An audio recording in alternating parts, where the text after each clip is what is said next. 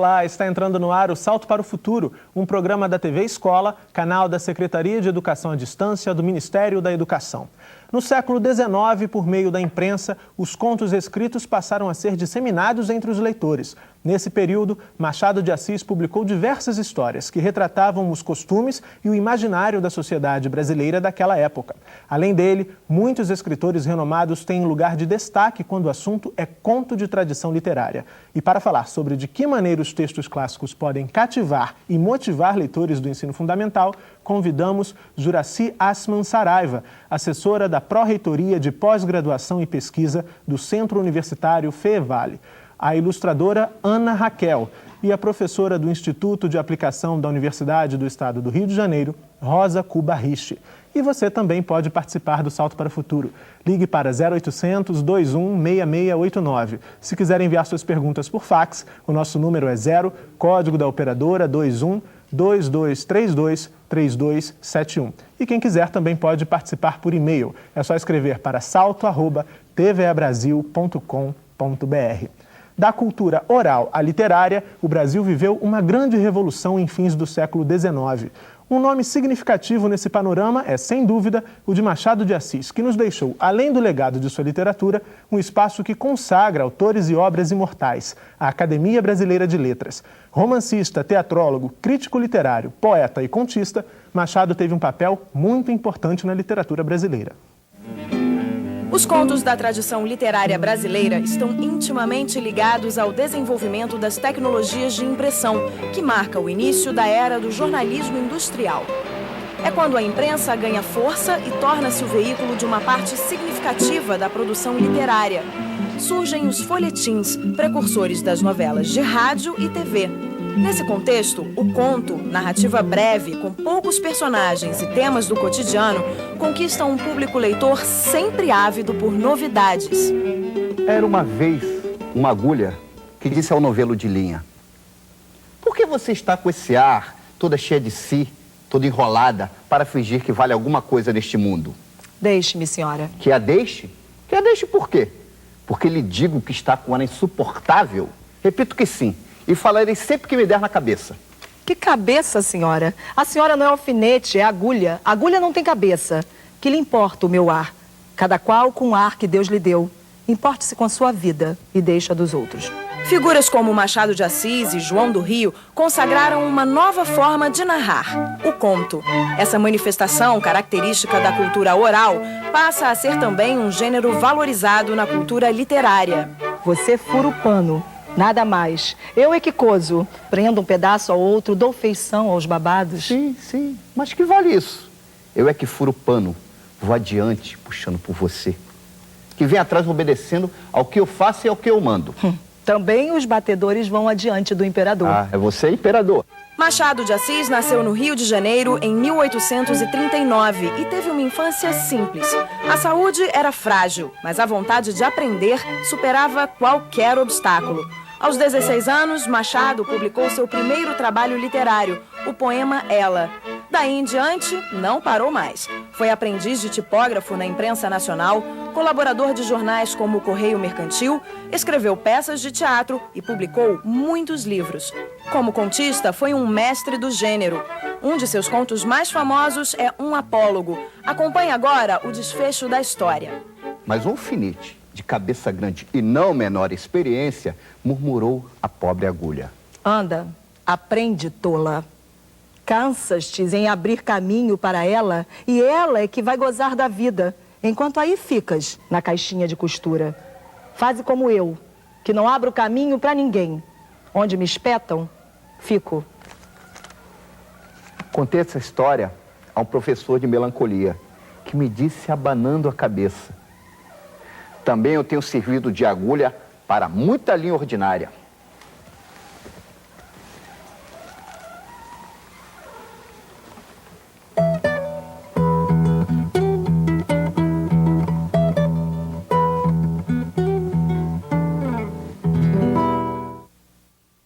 Mais uma vez é o trabalho do pessoal do grupo O Baú, que conta e canta, os integrantes Silvia Ferraz e Marcelo Peregrino. Começando o Salto para o Futuro de hoje, eu gostaria de agradecer as nossas convidadas pela presença. Ana Raquel, ilustradora de livros para o público infanto-juvenil, realiza oficinas de ilustração e performance. Recentemente lançou Imágicas, o livro de imagens comemorativo de 25 anos de trabalho no Salão do Livro de Belo Horizonte. Também ilustrou o livro Um Apólogo, de Machado de Assis. E aí, Ana, eu quero saber de você quais foram os desafios aí dessa sua parceria com o Machado.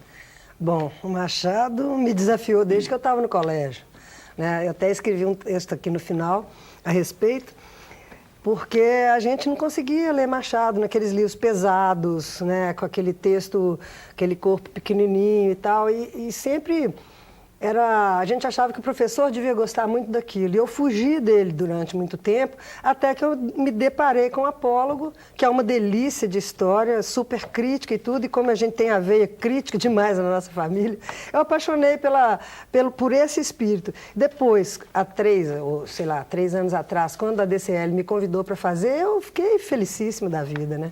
Foi assim, aí foi o desafio de fazer um livro mais agradável do que aqueles que a gente tinha na escola, sem ilustração, sem imagem, que ajudasse a gente a viajar mais nela. E a oportunidade também de contar a história através de coisas que rolaram na época, da situação política, social, tudo que estava rolando na época, que tem a ver com a narrativa dele, em vez de ficar desenhando uma agulha com perna, boca e olhos, conversando o tempo todo com a linha, né? Então, me desafiou e eu gosto de desafio. Tá certo. Juraci Assman Saraiva, outra convidada nossa, é assessora da Pró-Reitoria de Pós-Graduação e Pesquisa do Centro Universitário FEVALE. É coordenadora de pesquisas voltadas para a metodologia de leitura, tendo publicado o título Literatura e Alfabetização, do Plano do Choro ao Plano da Ação. É pesquisadora da obra de Machado de Assis e publicou, entre outros, o livro O Circuito das Memórias em Machado de Assis. Então, Juraci, a Ana Raquel já falava um pouco dessa imagem que ela tinha na época da infância, dos livros áridos, pesados de Machado de Assis. Muitos professores e muitos alunos têm uma resistência também de trabalhar, de ler essas narrativas do Machado, por ter essa imagem da complexidade. De que forma essa imagem pode ser desconstruída na escola? Bem, eu penso que esse é o primeiro desafio do professor, porque um autor não está inscrito apenas nos textos que ele escreveu. Existe também uma conceituação desse autor que circula e que, de alguma forma, interfere na sua recepção. Então, de modo geral, costuma-se dizer que Machado tem uma linguagem muito difícil, que ele é muito chato, que a narrativa dele é muito cerrada, muito complexa. Então, penso que este é o primeiro desafio a que o professor tem que responder. E buscar entre as produções de Machado, e eu diria que particularmente entre os contos, porque nós estamos falando aqui do ensino fundamental, então eu não recomendaria a leitura dos romances, mas sim dos contos. Então eu penso que o professor deve buscar entre esses contos aqueles que podem atender a temas que sejam do interesse dos seus alunos. E a partir desse objetivo, né, dessa interação temática, explorar os textos de uma forma interativa, de modo que ele ajude os alunos a reconstruírem a compreensão desse texto. Penso que este é um caminho, embora também o produto em si seja importante. Tá certo. A gente vai discutir muito esses caminhos no programa de hoje. Rosa Kubarich, professora e coordenadora geral do estágio supervisionado do Colégio de Aplicação da Universidade do Estado do Rio de Janeiro. Também a colaboradora e pesquisadora do Centro de Documentação e Pesquisa da Fundação Nacional do Livro Infantil e Juvenil. E também autora de livros didáticos de leitura e redação. Rosa, aí a gente discutiu um pouco com a Ana e também com a Juraci essa importância de uma roupagem mais leve para esses textos, para esses contos de Machado de Assis e de outros autores consagrados da nossa literatura. O mercado já contempla essa demanda dos professores, essa demanda da sociedade, da escola? Olha, a gente agora está vivendo um momento muito pleno disso, né? Porque essa versão desse conto mais pesado, de uma letra pequena, como ela falou, e esse desafio a que ela se referiu, hoje a gente já tem um pouco mais de instrumentos, de ferramentas para poder trabalhar na nossa sala de aula e, de alguma forma, seduzir um pouco mais, pegando pela embalagem. Por quê? Porque a criança, quando ela pega o livro, ela vê o produto. A gente vive numa sociedade de consumo em que a embalagem é muito importante, do sabão em pó e até o livro. E essas embalagens têm mudado. E isso vem favorecer e vai dar a esse professor uma ferramenta um pouco mais agradável dele trabalhar. Então, muitos contos foram pensados, das coletâneas, foram transformados em livros, tal como o Apólogo da Ana Raquel, mas há outros autores, ilustradores, que estão sendo contemplados com a produção nova. E a gente tem assistido, de um tempo para cá, um quantitativo significativo e de boa qualidade. Quer dizer, o texto continua ótimo, maravilhoso, não mudou em nada. O que muda? É a forma de apresentar, é um produto novo.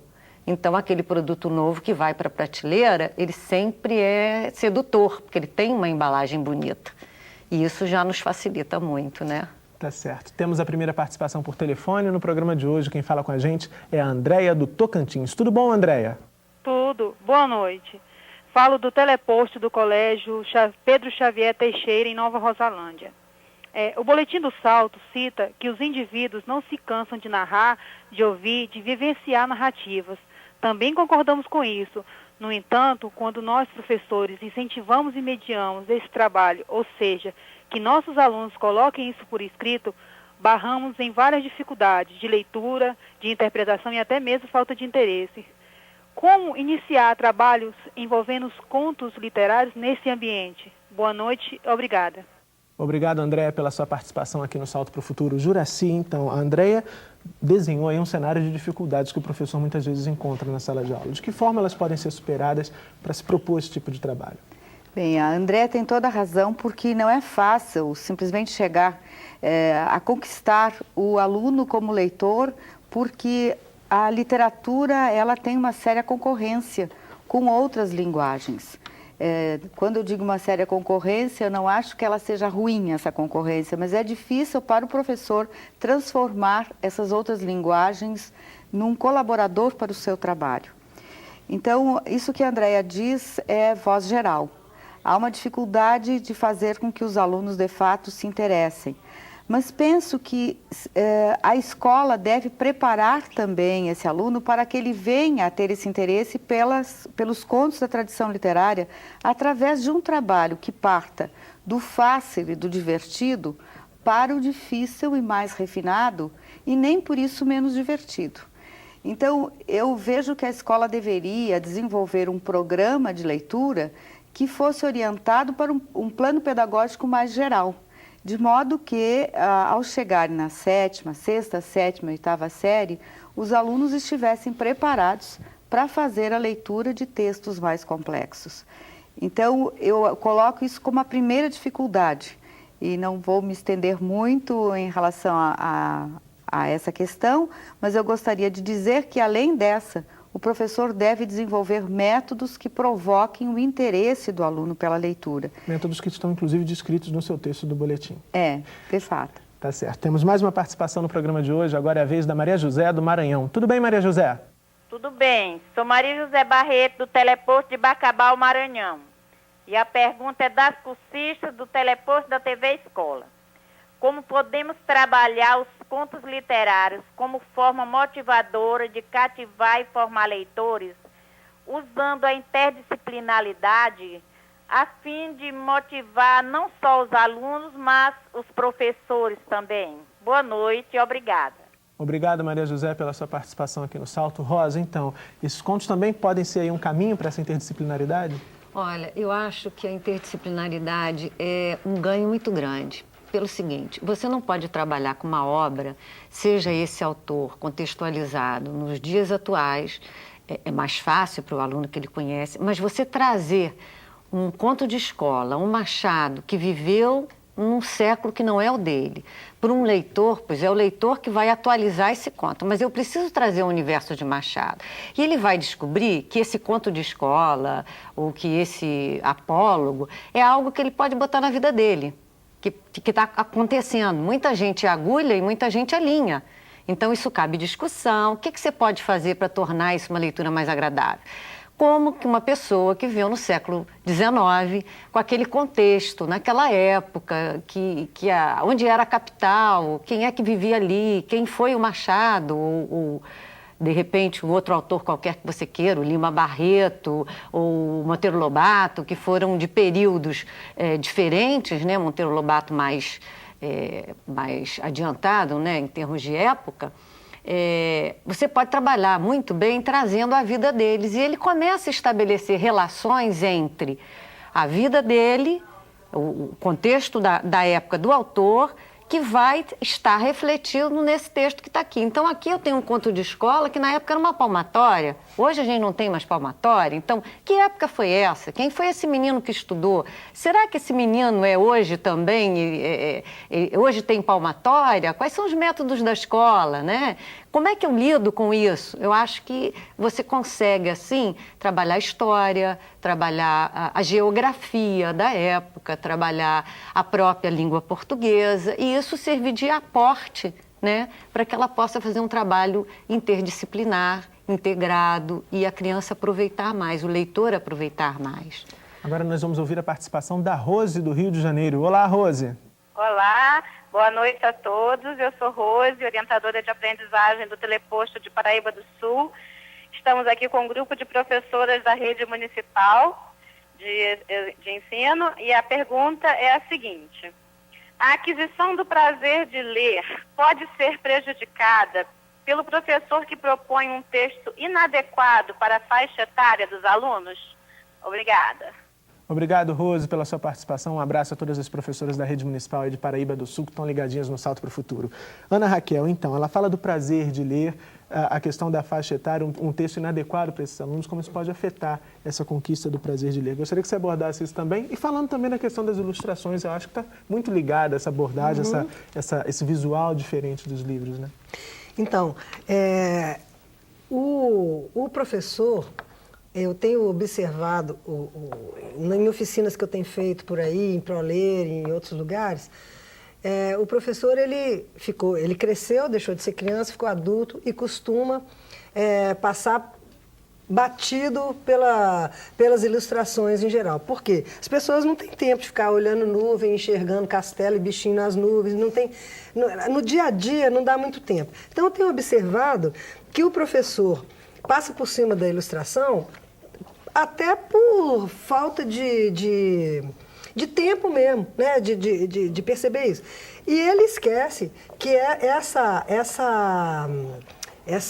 como é que fala? Essa viagem da ilustração, que no meu caso eu procuro trabalhar nas entrelinhas, eu procuro não contar uma história linear, né? Então, na hora que o professor pega um livro desse tipo, que é um texto antigo, que é um texto dessa toda maneira que a gente está falando aqui, e que poderia ser pesado. E se ele observar a viagem da ilustração, como ela está costurando, como vocês falaram, você pode trabalhar história, geografia e várias coisas em cima. Então, o professor, se ele se apoia nesse produto novo que é o livro, com imagem, com toda uma roupagem que é mais próxima, né, da criança de hoje, ele vai fazer uma viagem maravilhosa ali e vai levar os alunos dele. Vai despertar esse prazer de ler. Vai despertar o prazer de ler, certo, através da imagem. Um conto do escritor Machado de Assis foi o ponto de partida para uma atividade numa escola no Rio de Janeiro. É o que você confere depois do intervalo. Até já! Nossa equipe foi ao Colégio Brigadeiro Newton Braga, na Ilha do Governador, no Rio de Janeiro, para acompanhar um encontro com o universo de Machado de Assis, um escritor que há mais de um século seduz várias gerações. Estavam nisto quando a costureira chegou à casa da baronesa. Não sei se disse que se passava em casa de uma baronesa, que tinha uma modista ao pé de si para não andar atrás dela. Leitores do século XXI descobrem a obra de um escritor nascido no século XIX, Machado de Assis, autor de clássicos da literatura brasileira. Num de seus contos, temas como inveja, ciúmes e ambição aparecem numa simples disputa entre uma agulha e uma linha. Eles acabam percebendo que, apesar desse autor ter vivido em outra época, eles leem um livro de Machado de Assis e que continua sendo contemporâneo.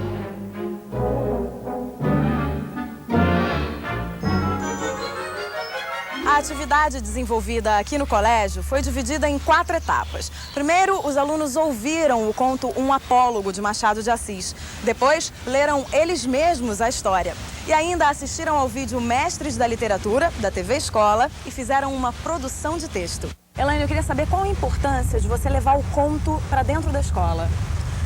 Eu acredito que a escola ela tem que estar sempre aberta ao que a criança, o que ela já traz de conhecimento. Então, como a narrativa, né, a questão do conto, da oralidade, já é uma coisa presente na vida dela, né, porque ela narra fatos do cotidiano, ela narra o que ela viu na televisão, ela narra o que aconteceu na escola, né, é uma coisa que a gente já traz, essa tradição oral. Hoje eu trouxe para a nossa aula um objeto que eu tenho muito carinho.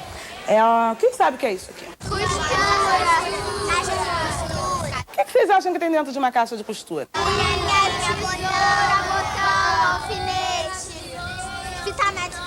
A professora instiga a curiosidade dos alunos e as perguntas começam a surgir. E o que é a baronesa? Baronesa é a esposa de um barão. O que seria um barão nos dias de hoje? Barão, tipo um rei, tipo alguém que tem título de nobreza. Fim da contação, hora de ir para o jardim. Chega então o momento das crianças manusearem o livro e lerem a história. Era uma vez uma agulha que disse ao novelo de linha: você fura o pano, nada mais. Eu é que coso. Pegou do pano, pegou da agulha, pegou da linha. E quem pensa que parou por aí está enganado.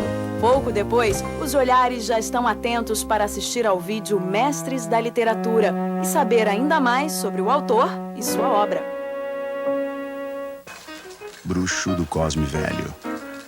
Homem subterrâneo. Um mestre na periferia do capitalismo. São muitos os modos de se referir a Machado de Assis. Hora da produção de texto. Para encerrar a atividade, os alunos escreveram suas impressões sobre o universo de Machado de Assis. Você mais gostou dessa atividade que a professora Elaine fez? Achei muito legal. Por quê? Porque a gente sabe, assim, da vida de Machado de Assis, aprende também. Eu acho muito legal. A mãe dele era lavadora, ela lavava roupa. O pai dele ele pintava a parede, ele era pobre. O nome dele era Joaquim Machado de Assis. Ele tinha uma vida simples, que ele era pobre, humilde, nasceu no Morro da Providência. E é por meio de atividades como essa que a escola cumpre um de seus mais importantes objetivos: formar leitores.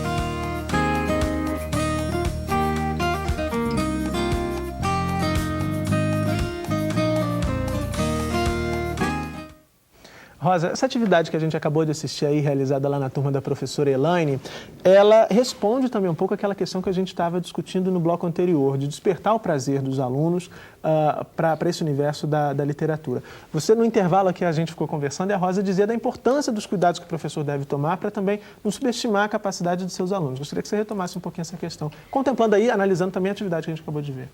A gente tem um exemplo disso, respondendo a nossa professora, né? Cabe ao professor ter o bom senso de ver até que ponto o aluno dele consegue assimilar aquele texto um pouco mais denso, mas bem apresentado não é juízo de valor, enfim, apresentado adequadamente para a faixa etária com a qual ele está trabalhando, e também fazer com que esse texto chegue de uma forma mais agradável, né, para ele, porque uma vez que tem a segunda leitura, porque eu tenho aqui 2 leituras, a ilustração, que corre paralela, e tenho o texto em si, né?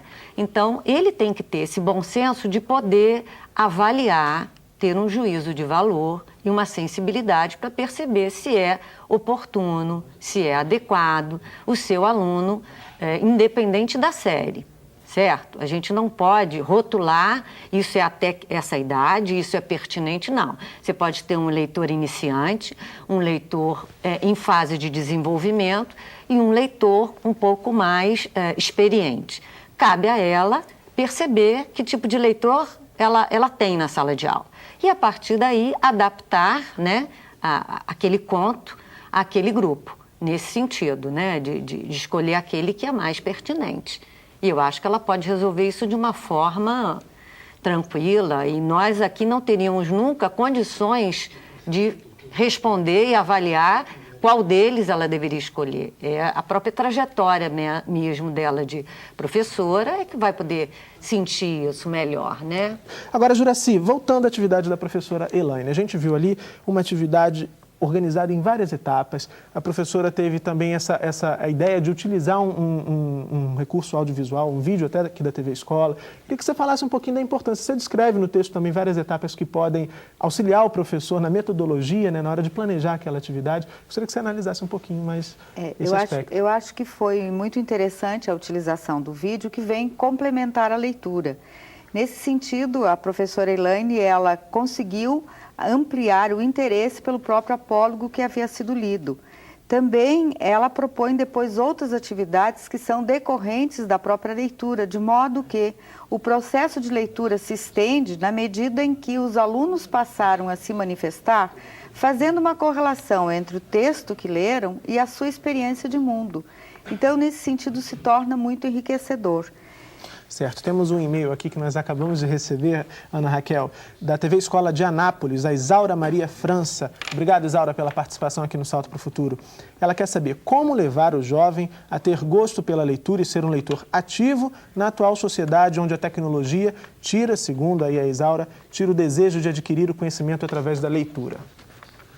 Bom, eu penso que, em primeiro lugar, o professor precisa passar para o aluno que ele lê, que ele é um leitor, né? A experiência que o menino tem em casa, muitas vezes, por falta de dinheiro, os pais não têm livro em casa. Mas, quando é possível, se ele vê os pais lendo, se ele vê as pessoas que ele convive lendo, isso já naturalmente é um convite. Para dar um exemplo, né? Eu, quando quando eu estava aprendendo a ler, quando eu fiquei apaixonado por livro, naquele tempo, eu sou tão pouco nova que naquele tempo, a gente era enciclopédia para ler, não tinha livro infantil.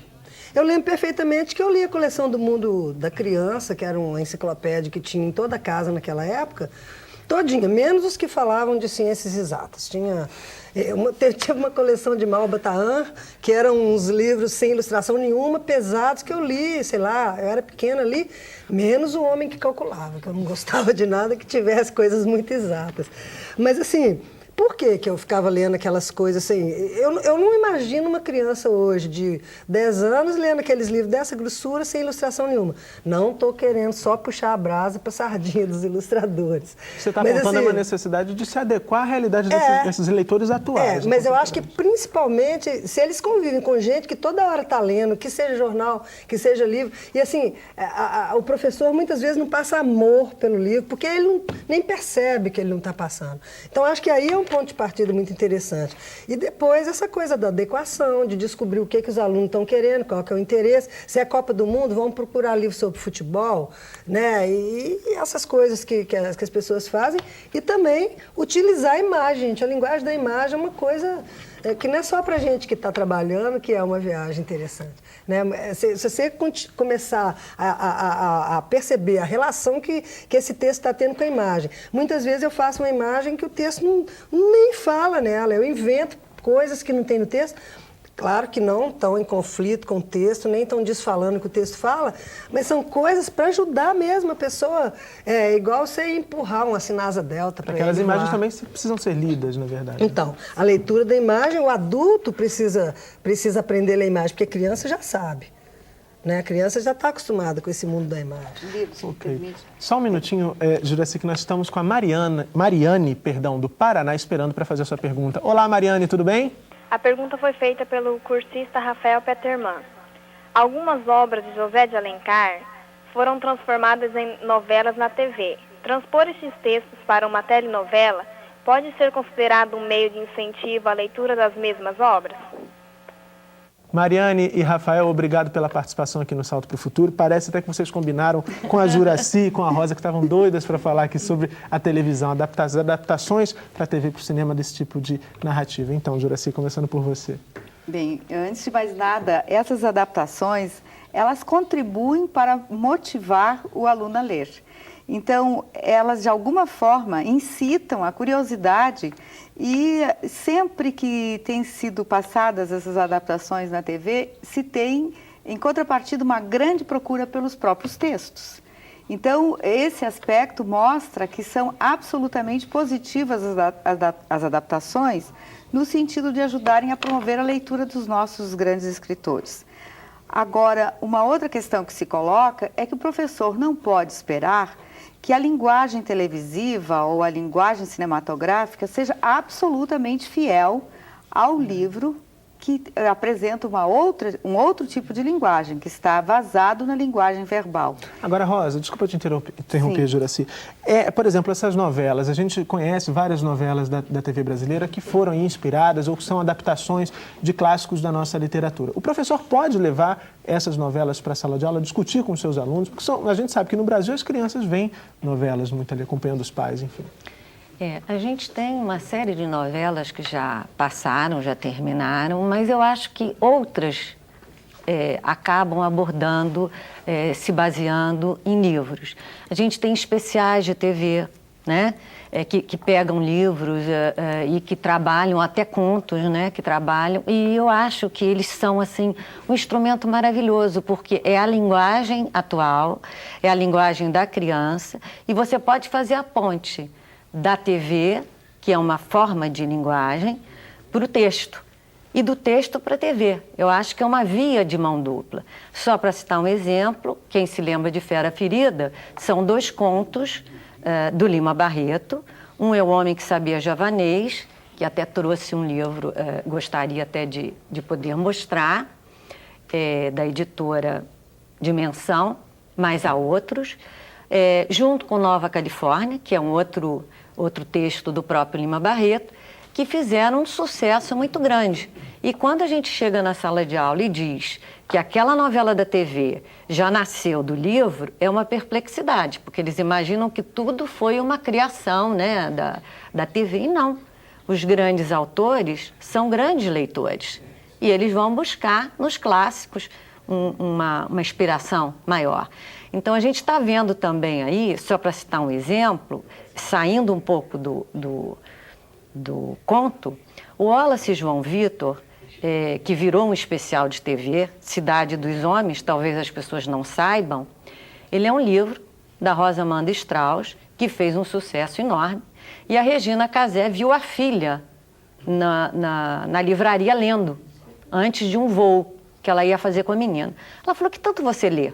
Aí ela foi ver, era o Wallace João Vitor. Ela transformou no especial que veio gerar a série Cidade dos Homens. Na TV viraram Laranjinha e Acerola. Laranjinha e Acerola. Certo. Então veja como é que é uma via de mão dupla, que você pode fazer um bom uso dele. Mais uma participação por telefone. Agora a gente fala com a Isabel do Tocantins. Tudo bom, Isabel? Tudo bom. Boa noite. Meu nome é Isabel, falo da Escola Castelo Branco, em Cristalândia. Minha pergunta é: Machado de Assis usava o seguinte meio para falar: peguei da agulha, peguei da linha. É correto gramaticamente ou é uma criação do autor? Então, Juracy, ela pergunta aí, ela dá um exemplo bem específico, mas essa questão da linguagem de uma outra época, também pode ser discutida pelo professor com seus alunos? Sem dúvida que essa questão deve ser discutida com os alunos e até mesmo, primeiro porque há uma necessidade de explicitação dessa linguagem para que ela se torne mais compreensível. E, em segundo lugar, para que o aluno perceba a riqueza da construção do texto. Quando Machado diz peguei da agulha, peguei da linha, evidentemente que ele está utilizando uma construção própria de seu tempo. Mas também, ao fazer essa seleção, ele está acentuando a natureza visual da ação. Pegar, tomar. Então, aí está também uma das características do Machado. Eu diria que nesse mesmo apólogo, há uma passagem que é muito interessante, que pode ser ponto de partida para explorar a linguagem, quando a linha diz, mas você não tem cabeça, você não é alfinete, você não tem cabeça. E, entretanto, aqui há essa convergência do significado da palavra cabeça, que vai trazer, então, a possibilidade da discussão, da dualidade das significações e da significação vinculada a um contexto linguístico. Certo. Ana Raquel, nós recebemos aqui um e-mail da Gisele Carvalhos, do Gisele Carvalhos, perdão, Gisele, da TV Escola de Anápolis, e ele quer saber como é possível incentivar os pais dos alunos a se envolverem juntamente com seus filhos nas leituras e nas produções de textos propostas pelas escolas para que os filhos tenham exemplo e incentivo dentro de casa, bem dentro daquilo que você discutia um pouquinho antes. Aí como é que a escola pode trazer esses pais também para esse tipo de proposta? Eu acho que vale tudo, vale qualquer meio de sedução, entendeu? Vale gincana, vale debate, vale fazer o menino provocar o pai, né? Muitas vezes o pai não gosta de ler, ou não tem costume, ou não tem tempo, e a professora pode, eu vou usar um verbo engraçado, insuflar o menino, né? Eu não tenho mais criança pequena e quando tinha não gostava desse negócio de quando vinha dever de casa para mim, peça papai para fazer isso e tal. E isso costuma ser um desastre e tal. Mas assim, se for feito com criatividade, por exemplo, no apólogo, se ela está trabalhando no apólogo com a criança e a mãe da criança por acaso borda, ou então vamos fazer uma entrevista com sua mãe, com seu pai, com as pessoas, para saber como é que era no tempo. Sabe, pode envolver, pegar, no caso até do Rio de Janeiro seria fantástico, né? Porque o Machado trabalha muito em cima da cidade, dos costumes da cidade. Então, vai fazer uma pesquisa sobre se no tempo do seu avô, se ele morava aqui, se ele tem foto da rua dele antiga, como é que é hoje, como é que era. Então, assim, tem milhares de maneiras de envolver os pais.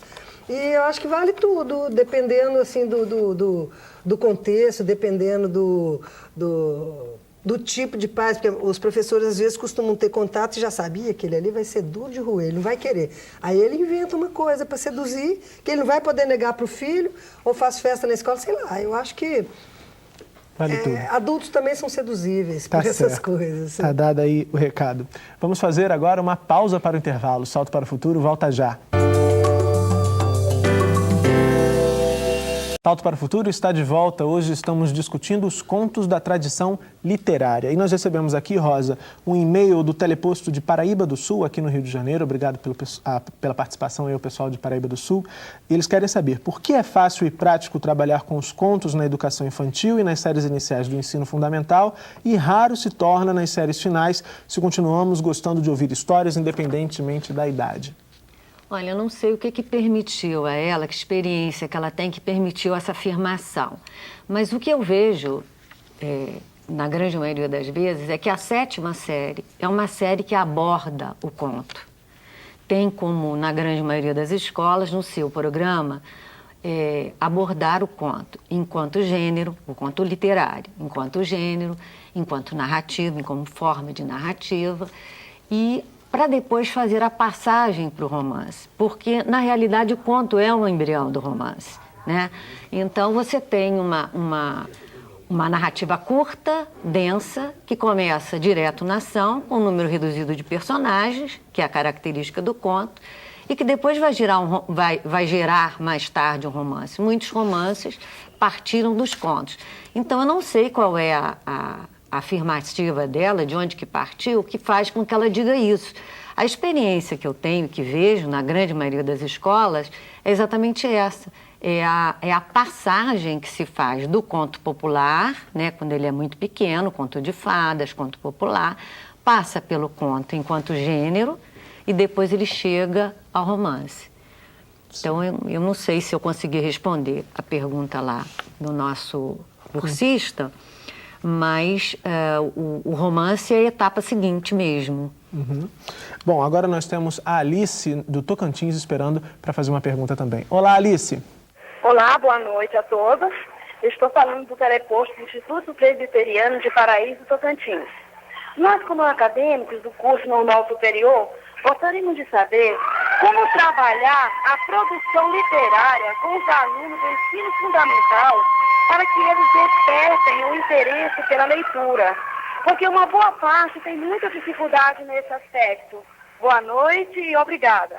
Obrigado. O pessoal está começando a trabalhar aí no Tocantins, a gente pôde ouvir o sinal aí. Obrigado pela participação, Alice. Então, Juracy, queria que você... Como é que você pode responder isso para despertar também? Ela fala dos alunos no ensino, pelo que eu pude entender, no início do ensino fundamental. Fundamental, como trabalhar.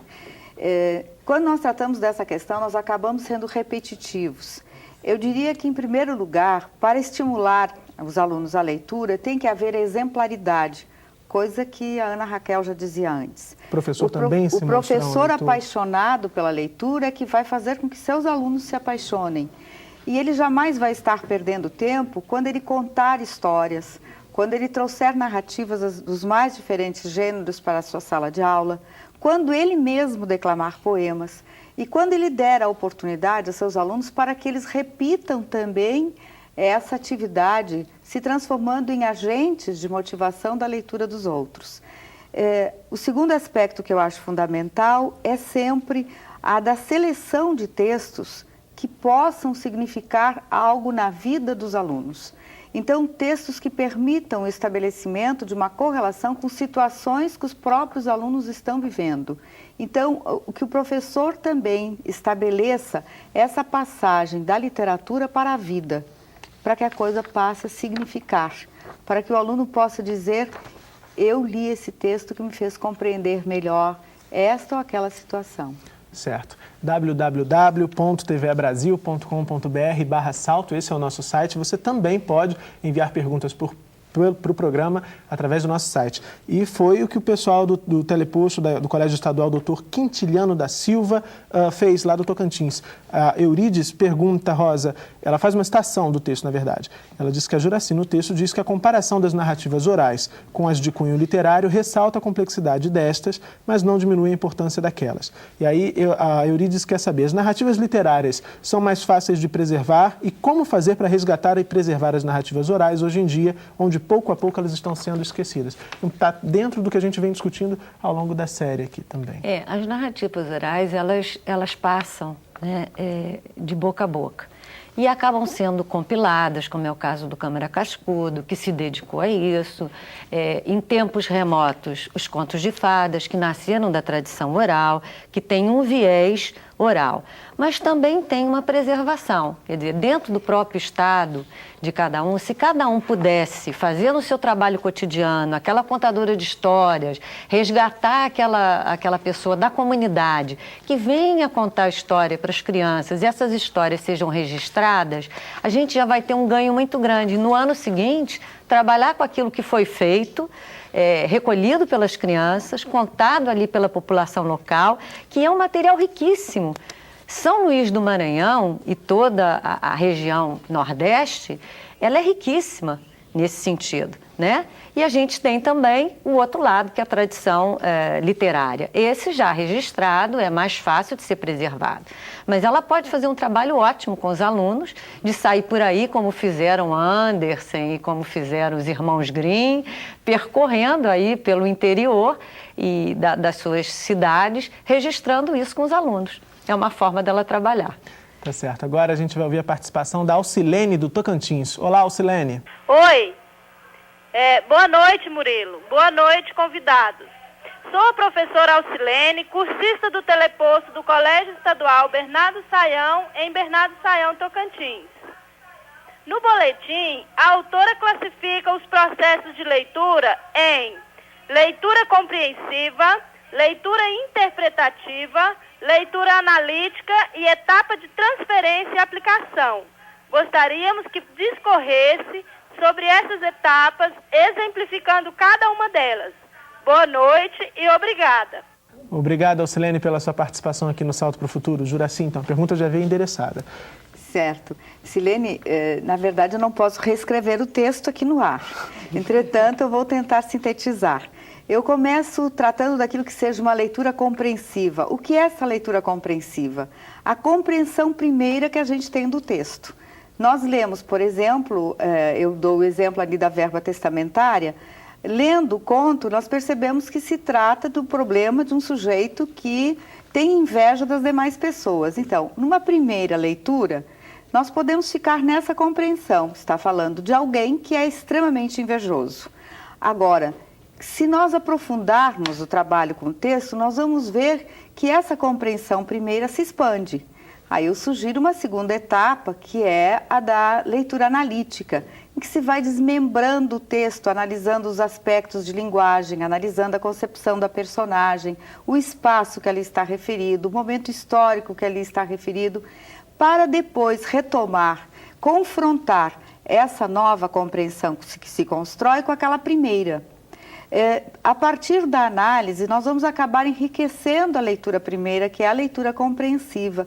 E a partir deste momento, nós vamos transferir a nossa compreensão para uma realidade. E, nesse momento, estamos na leitura interpretativa. Quantos exemplos nós não temos de homens públicos que demonstram nas suas ações uma competição desbragada em relação aos demais, que se mostram extremamente ambiciosos, invejosos, tais qual Nicolau no conto do Machado. Agora, uma vez isso posto, nós podemos partir para aquilo que é a transposição para a vida dos nossos leitores ou dos nossos alunos. Perguntando a eles, vocês conhecem alguém que tem um comportamento semelhante a esse?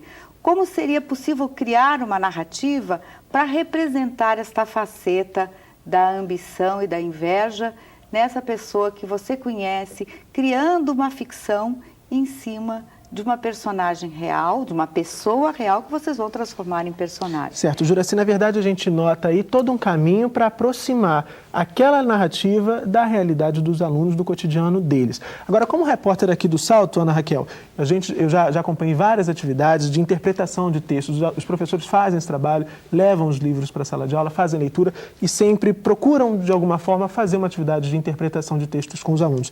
Agora, na sua opinião, qual cuidado que eles devem ter, quais cuidados o professor precisa ter para que essa interpretação, essa atividade de interpretação também não conduza os alunos apenas para um único olhar sobre aquela obra, para que aquele olhar não seja o verdadeiro e encerrado sobre aquele tema?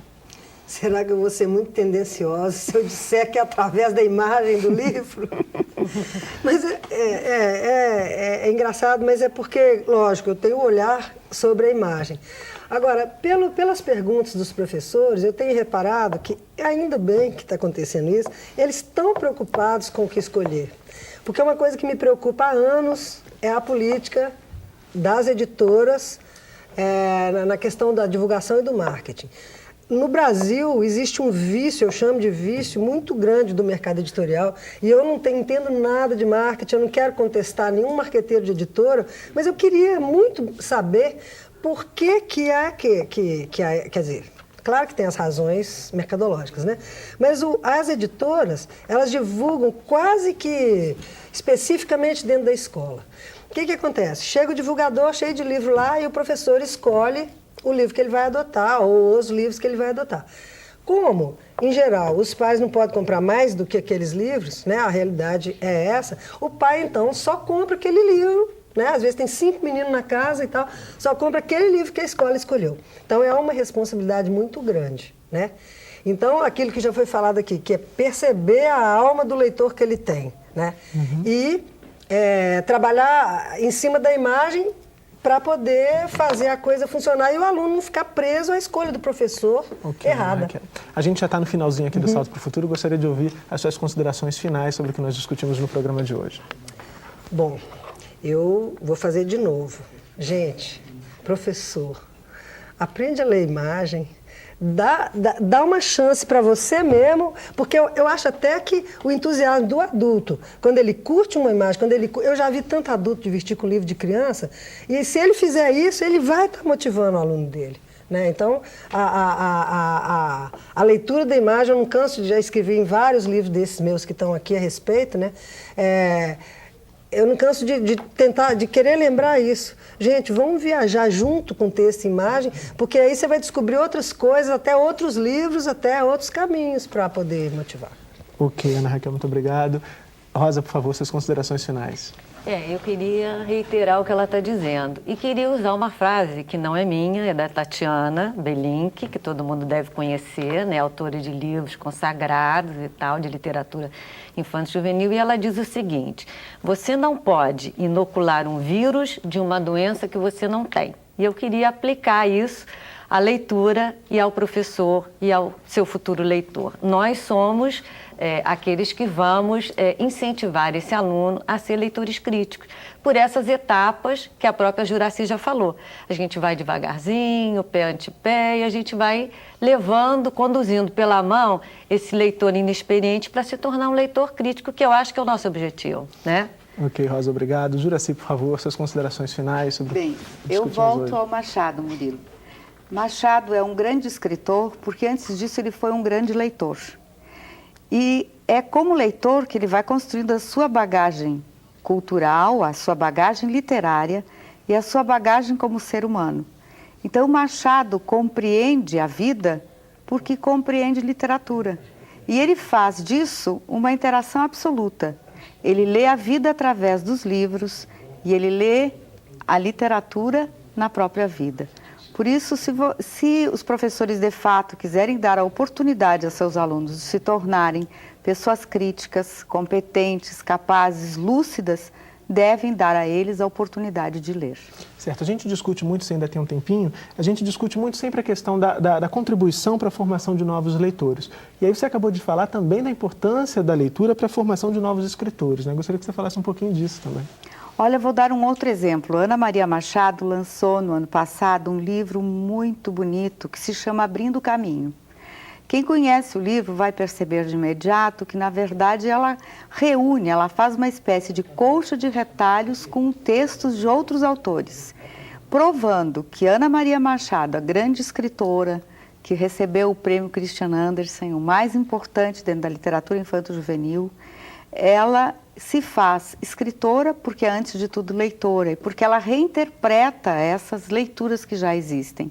Então, de novo, eu volto a insistir que para construir leitores ou para formar leitores é preciso, antes de tudo, oferecer a oportunidade de ler. Ok, muito obrigado, Juracy. Chegamos ao final do programa de hoje. Agradeço a você que nos ajudou a fazer o salto para o futuro e agradeço também as presenças da Juracy Assmann Saraiva, assessora da Pró-Reitoria de Pós-Graduação e Pesquisa do Centro Universitário FEEVALE, da ilustradora Ana Raquel e da Rosa Cuba Rich, professora do Instituto de Aplicação da Universidade do Estado do Rio de Janeiro. No programa de amanhã, vamos falar sobre projetos de leitura. Não deixe de ver e de participar. Salto para o Futuro, 15 anos parceiro do professor.